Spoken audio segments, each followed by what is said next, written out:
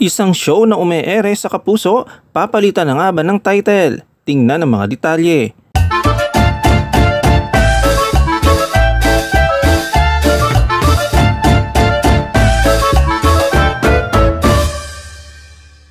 Ang producer ng pinakamatagal na noontime show sa bansa ay ang TAPE.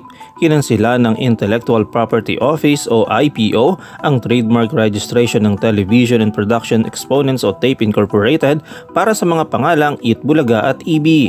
Noong December 4, 2023, ibinasura ni Attorney Josephine Alon, Adjudication Officer ng Bureau of Legal Affairs ng IPO, ang aplikasyon ng TAPE dahil hindi nila naipaliwanag ng maayos kung paano nila naimbento ang Eat Bulaga mark. Sa kabilang banda, ipinakita ni Tito Soto, Vic Soto at Joey De Leon na mas kilala bilang TVJ ang kanilang testimonya at paliwanag kung paano nila naimbento ang Eat Bulaga.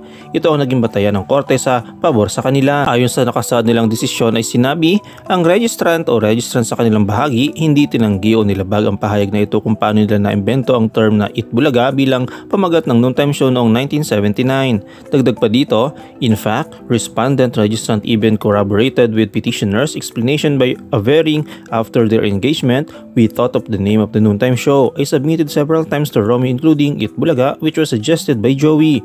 Ang Romy na tinutukoy sa dokumento ay si Romy Halosos, ang may-ari ng TAPE, ang producer ng longest running noontime show na Eat Bulaga na ume-era sa GMA7.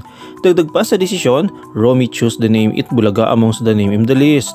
Further, consistent to being true owner of the Eat Bulaga mark, petitioners applied for registration of the mark with the Intellectual Property of the Philippines in February 2023 for classes 16, 18, 21, 25, and 41.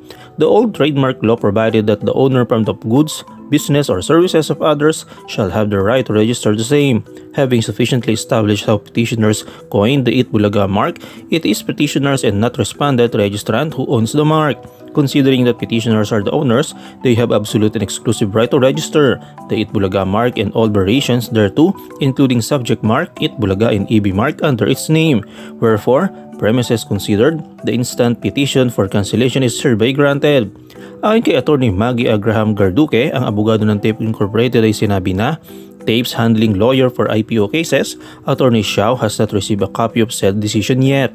But if this is true, under the rules, TAPE can appeal the decision to the direction of the BLA of IPO.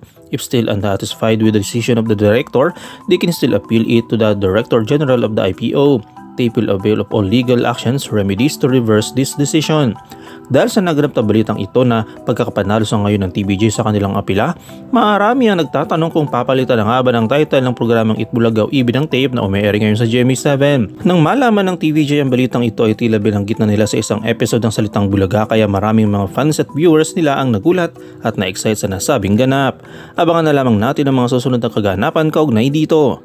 Shoutout tayo kina Carlos Santiago, Chris Jerry Cruz at Karil Kong. I-comment mo lang ang inyong opinion sa comment section at huwag kalimutang i-like, i-follow, i-subscribe ang bcgram.net para sa mga latest happenings.